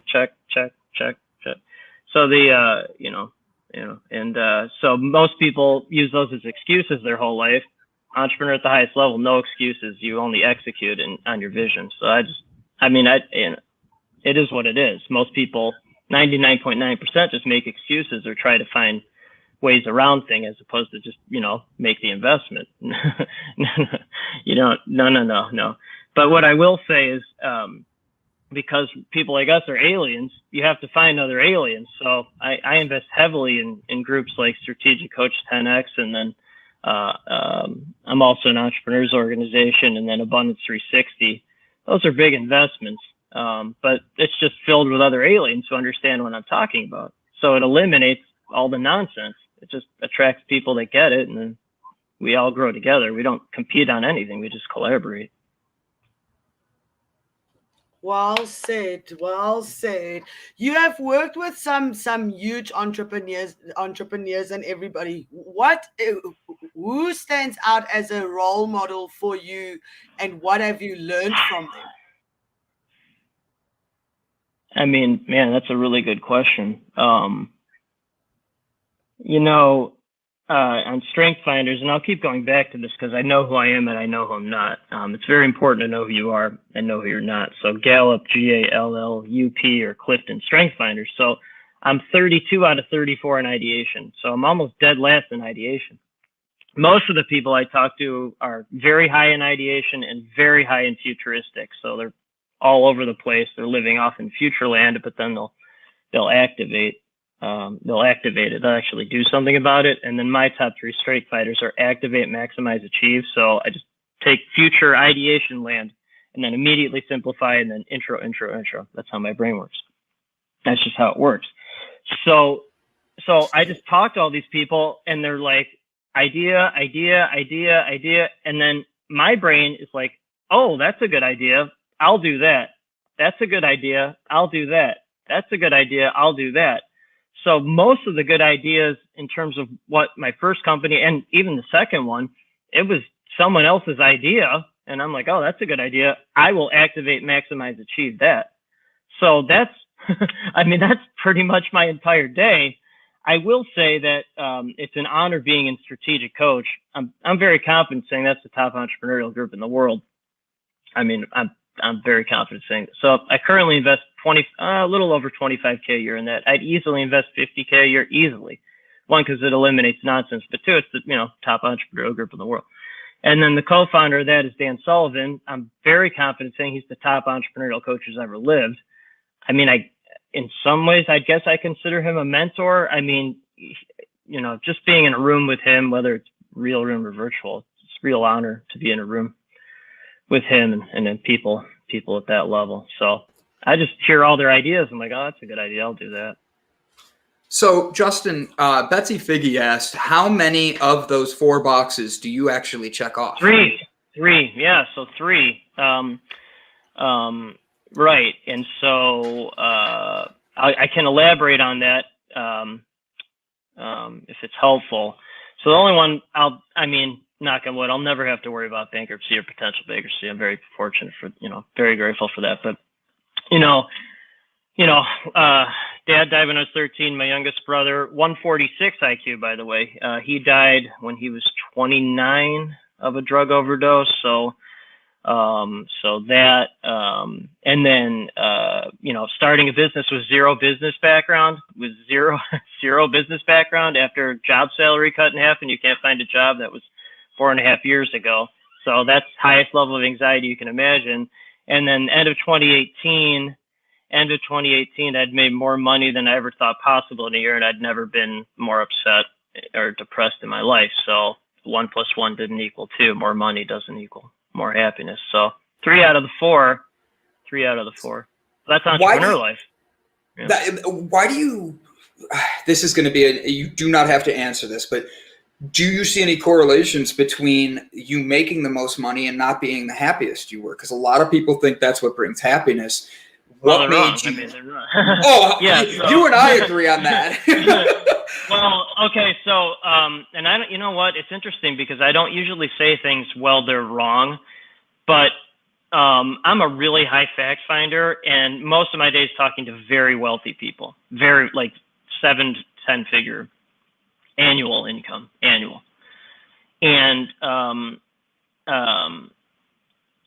a lot of these people, not all, but a lot of them, I always ask, oh, how's your family? How's your family? And many times, not always, but a lot of times, like, oh, I never saw my family. I never had a family. And again, I'm good at understanding and listening and then learning. So, without exception, when they say, oh, I never had a family, I never saw my family, you can hear, see, you can feel the hurt, whether you're in a real room or a virtual room, you can feel it. And my wife is the nicest, most loving, empathetic. She's a pediatrician. Okay. So if you guys want to talk about breastfeeding, she just left, but I can get her back on. But she's the exact opposite of me. She's the nicest. She rules, order, love, like she's, and so I married a human at the highest level. And I will, and then our kids are like an interesting mix of us. I'll never let entrepreneur life destroy my family life ever. I will never be one of those people ever, because it's just winning the wrong game. It's just winning the wrong game. I'm just not one of those people, and never will be. You deal with high stress situations and everything on a daily basis. How do you deal with the stress and anxiety? What do you do to stay calm and get through one of those difficult days speaking to entrepreneurs and stuff? Great question. What a great question, man. These are such good questions today. I'm really grateful to be on this because, I hope this provides like real value. Like, like this is not a cursory, scanning the surface interview. I mean, these are really good questions. So I hope the audience is really gaining something from this. Because I'm so focused on my family and building network on it. And that's why sometimes I answer the questions before they're asked. So I just ask myself those two questions. And it's because of that, the stress it's pretty much gone away. And I'm not a business owner. I'm an entrepreneur. I'm totally focused on my family. If you have a good family life, you have a good life. So there's two 10Xs in my life. 10X experience life with my family. If you have a good family life, you have a good life. I have not met an exception to that. If you know someone who has a good family life that does not have a good life, I genuinely want to meet that person, because I never have, and I don't think I will. But if you know someone who has a good family life and doesn't have a good life, I'm being serious. I would like you to introduce them to me. And then 2 is network on a global level, 10Xing that. When you do that, you create endless opportunities for your network and yourself. So the byproduct is, again, no outbound sales, just the buyer. And when you start a business, this is one of the chapters in my book, it takes 2 full years to figure it out. I mean, first 2 years, I had no idea. I still don't know what an S Corp is. That's business owner stuff, so I had no idea what I was doing first 2 years, then started to figure it out. So that was a lot of stress. But I learned from that, and I just learned how it felt. I'm like, oh, okay, that's just entrepreneur life. I don't need to, that's just entrepreneur life. So, thanks for doing that. Yeah. There's my business partner. If you pan down, that's Mark. So Mark, here's what's interesting about Mark. There's Mark. So Mark's in San Francisco. We had a great party. That's a good video, by the way. But so Mark, I'll give you a perfect example. So I'm 34 out of 34 in empathy, dead last in empathy. He's competition 1, maximizer 2. He's empathy 3. He's 3rd in empathy. Or an entrepreneur at the highest level, that is very rare. Most entrepreneurs at the highest level are very low in empathy because they can't understand people. They just can't empathize it unless they're other entrepreneurs. But Mark is the exception to that. That's why I'm so grateful for him, because and my wife would probably be 1 or 2 in empathy. She'd probably be 1 or 2. So they're teaching me how to be empathetic. At least trying to. At least trying to.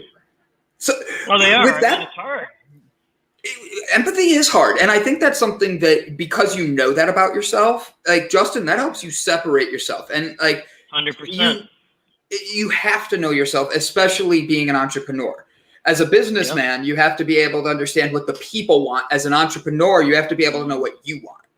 100%. Well, dead last second to last in includer. So and when you're last in empathy and second to last in includer and third to last in ideation, but you're activate, maximize, achieve, so you know what you're good at, and then you just do that and you ignore everything else. That's literally what there's another interesting test too. There's another good one, PRINT, PRINT. That's your unconscious motivators. And so people see the tip of the iceberg. They don't see under the surface. They don't see the big part of the iceberg under the water. So it's your unconscious motivators. And so my score is 8-3. So 8 is to be strong and self-reliant, and then 3 is to succeed and achieve. And I was talking to someone in Strategic Coach, and the highest level coach, it's called Free Zone. And she's like, oh yeah, most of the Free Zone folks are 8-3s or 3-8s. And Mark's a 3-8. He's a 3-8. So he's to succeed and achieve, to be strong and self-reliant. I'm to be strong and self-reliant to succeed and achieve. So there's no overthinking. There's no feeling anything. There's no empathy. You just go for it. Go for it. Go for it. Go for it. Go for it. Result. You just do it. You don't think about it. You just do it. I'm actually looking this up as we speak. So it's the PRINT unconscious motivators. I've never heard of that, so I'm trying to make sure I'm finding the right one. Yeah, Hertz, the Paul Hertz group. I think that's what it is. Thank you. I was like, there's a bunch here. I want to make sure I click the right one. Now, with that being said, you dive into these big conversations with multi-millionaires, like you were saying, 6 and 7 figures and all that. and this is going to sound weird, but with being able to separate yourself from all of that, how do you keep yourself humble? How do you keep yourself from not getting into, are you not humble? Are you not humble? No, God, very humble. Very humble. Yeah, so here's man, that's another good question. So people with the wrong mindset think I come off as arrogant, and I'm just confident. It's the exact opposite of arrogance. So arrogant people think they're great at everything. I'm actually terrible at almost everything. I'm basically useless to society. Like nobody makes fun of themselves more than I do because, like, I mean, my kids ask me to put their bike helmets on, and I'm like, please ask your mom, because they ask me to do a puzzle. I'm like, I can't. I mean, I could try to do it, but it's a disaster. So I'm very, like, I know what I'm really good at, and then I totally ignore or butcher the rest of the stuff because, but here's the other point to that, is that my confidence just attracts other confident people. It repels arrogant people who don't think I'm humble, and then it attracts confident people who know I'm just confident and very humble about being really bad at most things. I love that answer. Would you do me a favor and elaborate on that? Yeah, because it's true. Because the difference between confidence and cocky is a very fine line. One of the chapters in my book. Oh, let's talk about it. Let's dive into that, because that's one of my favorite topics. There is this. I can't see because I can't see anything anymore. Where is it? I'll find it. Yeah, it's literally right. Oh, yeah. Confidence is a great thing and an awesome attractor to other confident people. So, and then it talks about, I can't stand cocky people. Yeah. So literally, yeah, cocky people. People, here's what's really interesting. And this is certainly not 100% true, but a lot of lawyers who are lawyers, or financial people who are financial people, they think I'm incredibly arrogant. And not the entrepreneurs who are in those fields, I'm talking about like the nuts and bolts folks. And they're actually incredibly arrogant. And because they just talk and think they're great at everything, they're actually terrible at almost everything, but they think they're great at everything. Incredibly cocky. And oh my God, that annoys me to no end. But entrepreneurs who happen to be attorneys or entrepreneurs who happen to be financial people, I love partnering with those people. And it's funny because they're surrounded, they complain about it all the time. Like they're surrounded by all these people that are like very arrogant, and they're not, they're just confident. And they're the ones leading the companies, by the way. They're leading the companies. And so we get along great with that. But no, cocky, I mean, no. No, the people who are confident, they know this comes out. They know it's confidence. That's not cockiness at all. Mandy's got another good question. Yeah, we've actually got two questions, so I'm going to read both questions for you. The first question from Mandy says, do you find it frustrating that other people don't understand where you're coming from as you think differently to them? So not anymore, but certainly I'm 44 now, probably the first 42 years of my life. I'm like, what the hell's wrong with me? No, I mean, now that's why I make investments in these groups, because it's people who understand what I'm talking about. And I'll simplify that into patterns. So I keep making bigger investments in these groups. And so bigger investment is a smaller room with bigger impact. So bigger investment, smaller room, bigger impact. Bigger investment, smaller room, bigger impact.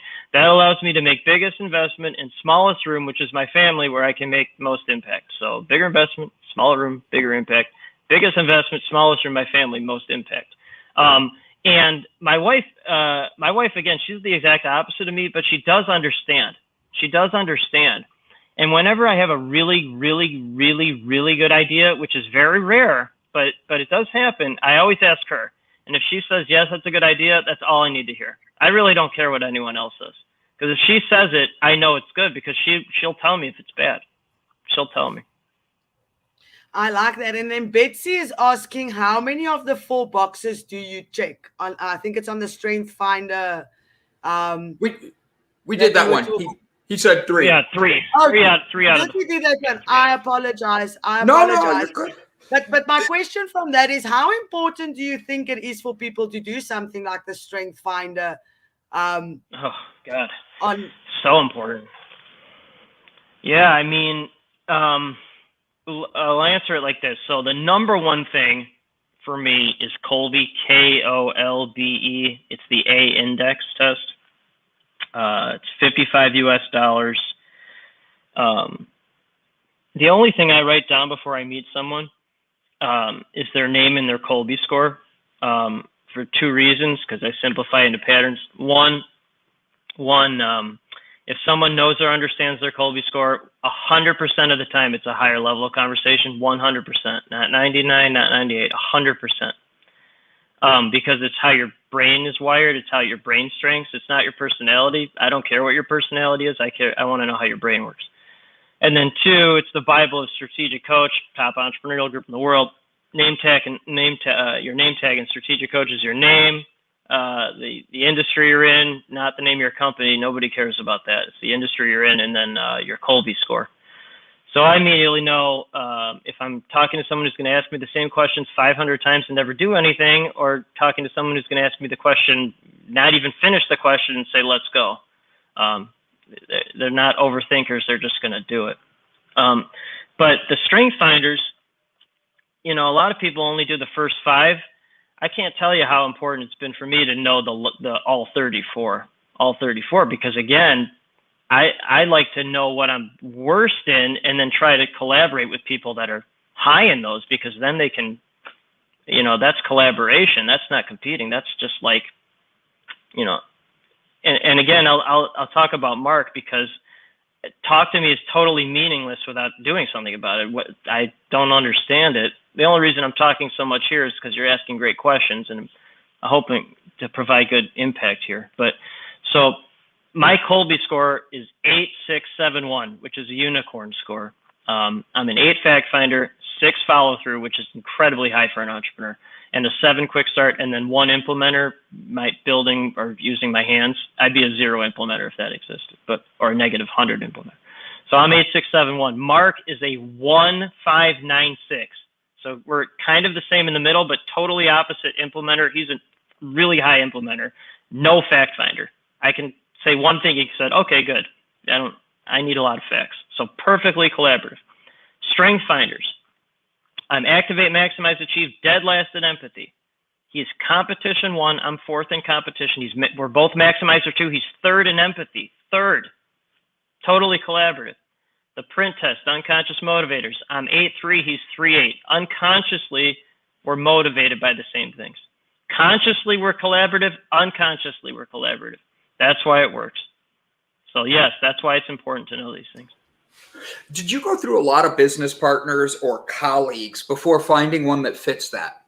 God, holy crap, is that a good question? That's one of the best questions anyone has ever asked me, and that's such a simple question. Holy dude, that is such a good question. And I'm gonna try not to. Okay, it's a long story. This is literally, I'm working on my next book when the new company really starts going, and this is literally the prologue of the book. This will be the prologue of the book.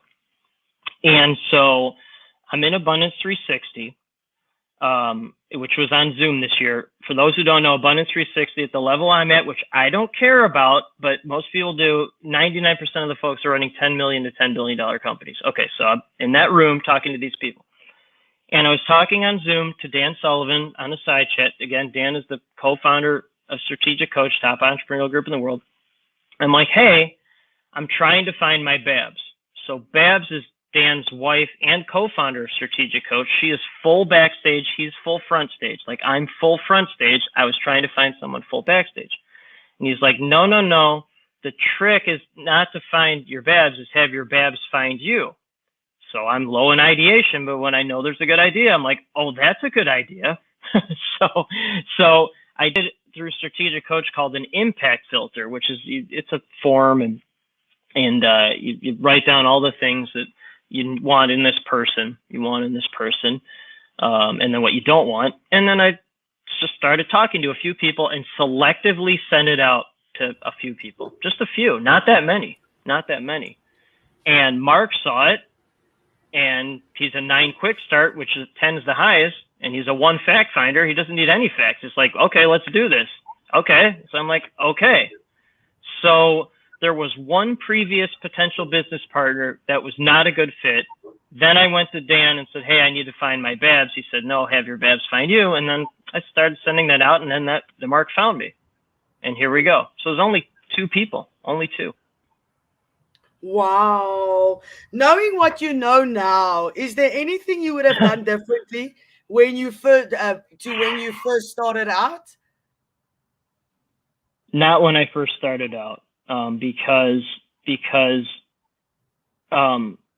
you know, my job salary got cut in half. I couldn't find a job. I incorporated while I was working full time at half the salary. Again, 3 of those 4 boxes.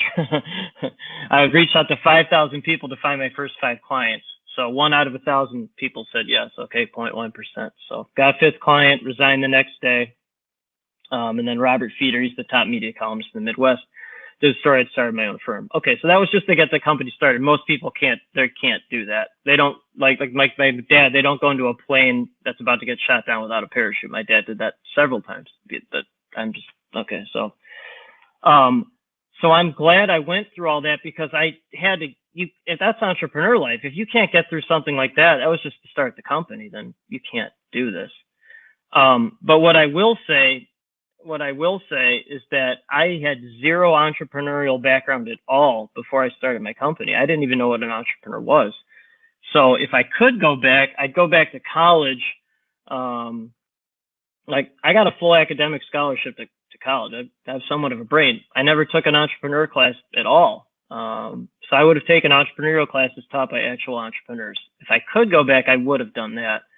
And, you know, the best part of being an entrepreneur by far, there's not even a close second, is that my sons, they get to see that this life even exists. Like most people don't even know this life is, they have no idea this life even exists. And so then they get to see this, and then they can do it whatever they want. They can do whatever they want with it, but at least they know that it exists. Yep. So Justin, with that being said, you have kids, you have a wife, you have all these things. A lot of people are looking for that as their happiness. And like you said, if you don't have a good family life, like introduce me to someone that's not happy that has a good family life, or that's happy and doesn't have a good family life, home life. And sorry, my brain, I'm on a new medicine. No, I get it. Well, I'll tell you something, because I know what you're trying to say. And that's why I was being serious. If you know someone that has a good family life and doesn't have a good life, I mean, it's just not. And, you know, that's what I mean. I talk to a lot of very, very wealthy, what most people would consider successful. Not all of them, but a lot of them, they're just miserable human beings. And again, what happens in my brain is, like, if I hear a good idea, I'll be like, oh, I'll do that. Good idea. I'll do that. And if I hear someone being miserable, they're like, hey, I got a new Lamborghini. And I can tell that's just like, oh, that's a shield for, that's a shield for like, uh-oh. Right. And I'm like, okay, I'm not going to do that. I mean, I have a nice car, but I'm not going to do that.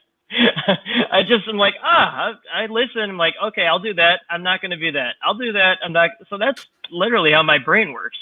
And it just simplifies everything. But here's another thing. Because I know the audience will appreciate this. I was talking to this guy in Ireland, and he's really, like, he's a genius. And I don't use that term lightly. Really successful. And I told him, I'm like, he's in strategic coach with me. I'm like, you know, I just ask myself 2 questions every day. Did I have a good experience with my family? Did my network grow? And he's like, he was confused. He's like, what about employees and your office? And I go, no, I just asked myself these 2 questions. And then it started to sink in, because no one talks like, you know, most people don't think like that. And then he said something really profound. He's like, oh, that must be really liberating to live your life like that. And I go, oh, thanks for saying that. It is really liberating. It's very liberating. Yeah. I mean, cause like, and again, talk is meaningless without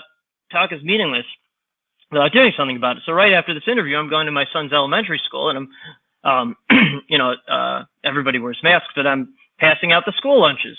I'm just, most dads can't do that, but I'm just going over to school.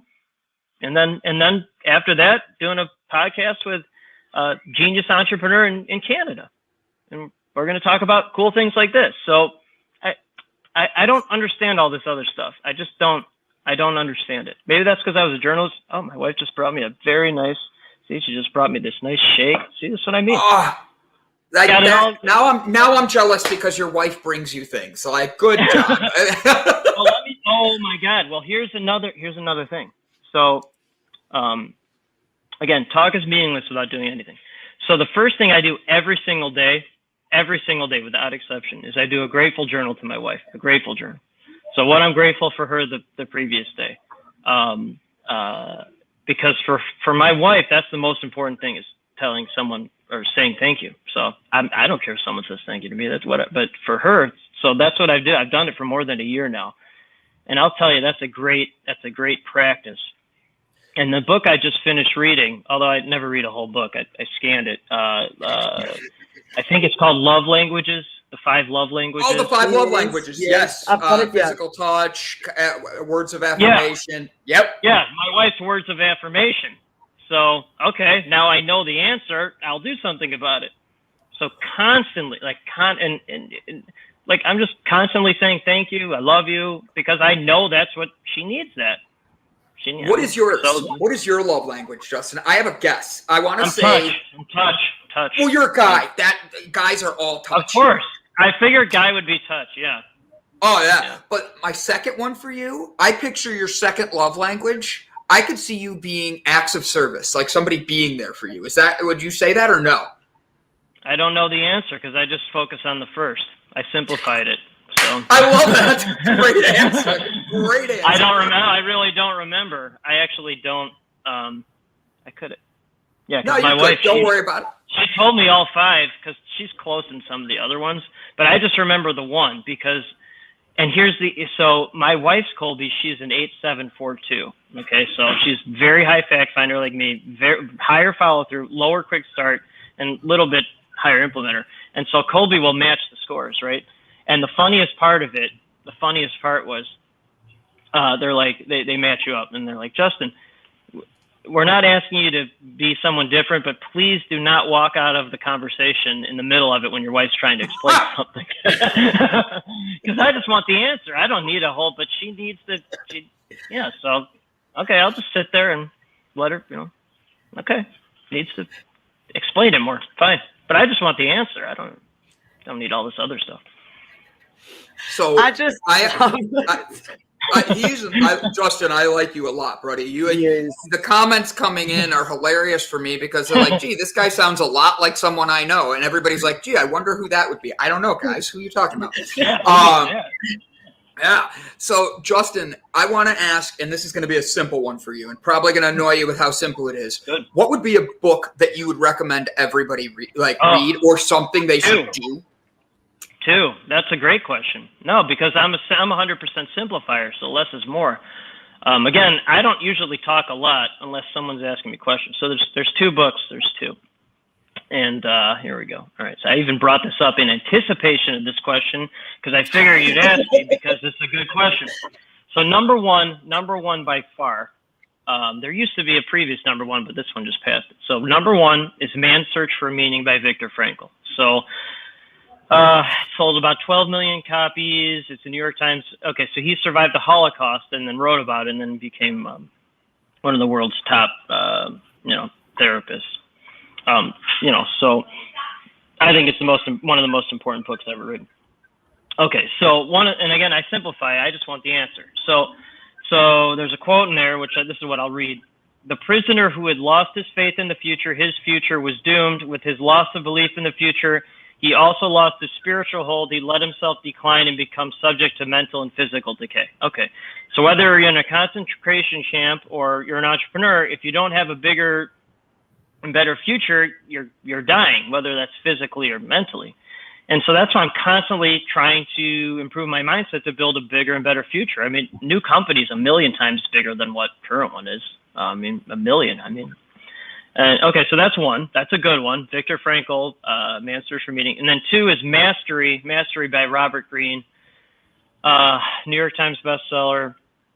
I don't think it sold 12 million, but I think it will eventually. So if they were alive, he interviewed them. If they weren't alive, he did anecdotal stories, but he talked and did stories about all the masters. So Da Vinci, Ben Franklin, Beethoven, and how they became masters. And again, I simplify. So it was fascinating because the ones who were long gone, without exception, they were their fathers, because only the men worked at the time. Their fathers were incredibly successful entrepreneurs or business people, and then the sons, because the men worked at the time, the sons got that knowledge. They got that knowledge, that foundation, and then without exception, they rebelled. So they got the knowledge and rebelled. Okay, so best part about being an entrepreneur, I get to show, my kids that this world exists, and then without exception, they can learn that, and then they'll rebel. So I can't wait for them to rebel. It's going to be great. It's going to be awesome.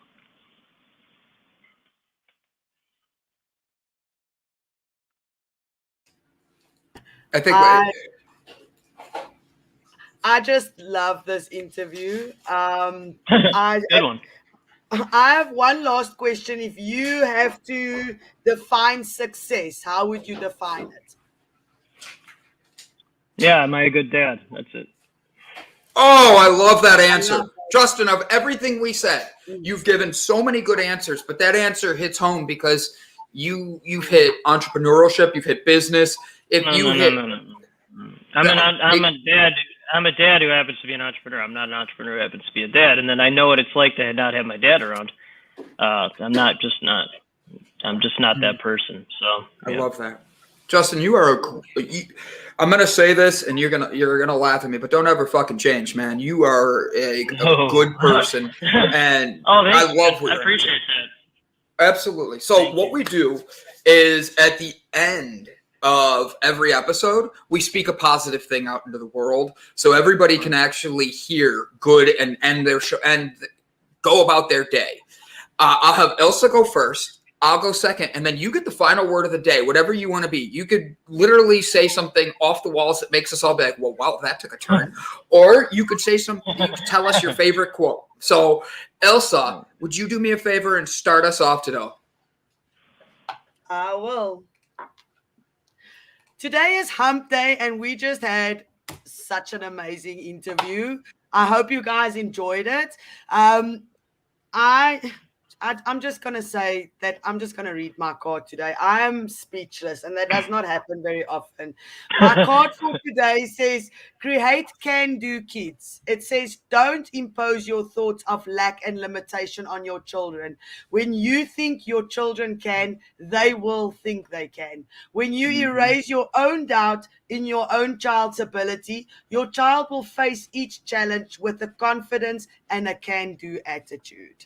Guys, just have an amazing Wednesday. Happy Hump Day. So, guys, what an amazing interview today. Justin comes in. I have the Colby test behind me as a tab open. I have the Discover the Best Part of Yourself, the 5 Strengths test, and the optimizing test. What is this one? Get Yourself Optimized. All different ones that Justin was commenting on. And if I have any of them wrong, I will confirm them and share them later today, because I'm really curious what my Colby score is going to be now. I've never taken that test. I've done the GRE. I've done the Myers-Briggs and all these other tests, but I want to know what my Colby score is. Brandon, how many what? Employees do you have? How many employees right now? do you have? Right now? Like 5. You're a 3393. What's it? Oh, see, I don't even know what a 3393 is. Does that mean I'm sexy and I know it? Yeah, so 3393 is ADD, diagnosed or undiagnosed, and the overwhelming majority of the folks and by the way, ADD is not a disorder; it's a sign of genius. And so most of the people I partner with are 3393s or something like that, and they're idea. They're all over the place, and then my brain simplifies. Yeah, and then they have to hire 1 million people, otherwise nothing will get done. I mean, that's just yes. Yeah, you hit it right on the head. So Justin and I are going to become best friends. As the comments can tell, you guys are like already commenting how. Sorry to interrupt you, by the way. Hey, don't even worry. You bring positivity with it. You're like, hey, here's what I got to tell you. I love it. But guys, do me a favor.